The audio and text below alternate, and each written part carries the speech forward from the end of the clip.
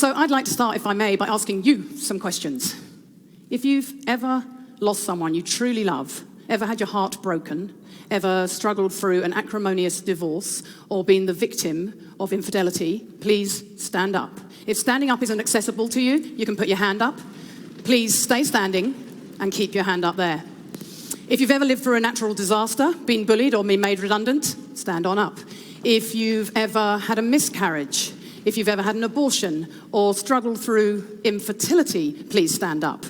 Finally, if you or anyone you love has had to cope with mental illness, dementia, some form of physical impairment, or cope with suicide, please stand up. Look around you.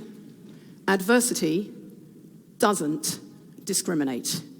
If you are alive, you are going to have to, or you've already had to, deal with some tough times. Thank you, everyone. Take a seat. I started studying resilience research a decade ago at the University of Pennsylvania in Philadelphia.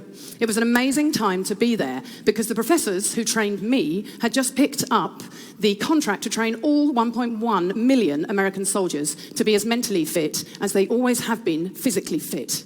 As you can imagine, you don't get a much more skeptical, discerning audience than the American drill sergeants returning from Afghanistan. So for someone like me, whose main quest in life is trying to work out how we take the best of scientific findings out of academia and bring them to people in their everyday lives, it was a pretty inspiring place to be.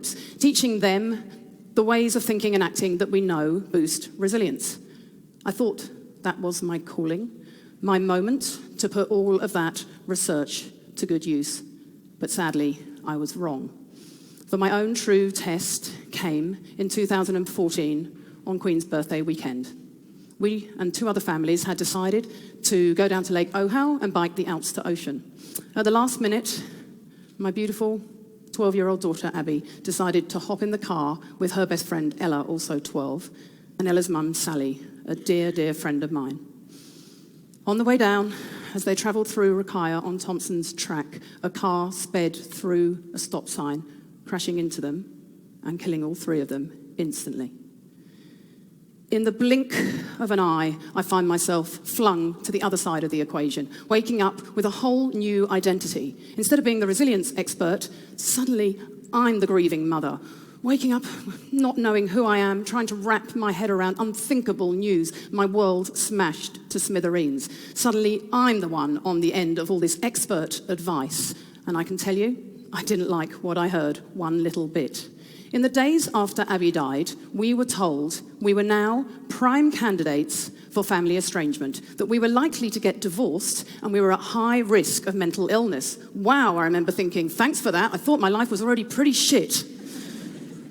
Leaflets describe the 5 stages of grief: anger, bargaining, denial, depression, acceptance. Victim support arrived at our door and told us that we could expect to write off the next 5 years to grief. I know the leaflets and the resources meant well, but in all of that advice, they left us feeling like victims, totally overwhelmed by the journey ahead and powerless to exert any influence over our grieving whatsoever. I didn't need to be told how bad things were. Believe me, I already knew things were truly terrible. What I needed most was hope. I needed a journey through all that anguish, pain, and longing. Most of all, I wanted to be an active participant in my grief process.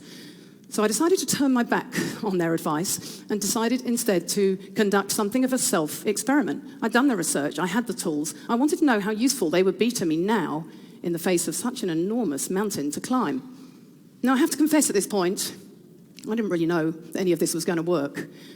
Parental bereavement is widely acknowledged as the hardest of losses to bear. But I can tell you now, 5 years on, what I already knew from the research: that you can rise up from adversity, that there are strategies that work, that it is utterly possible to make yourself think and act in certain ways that help you navigate tough times.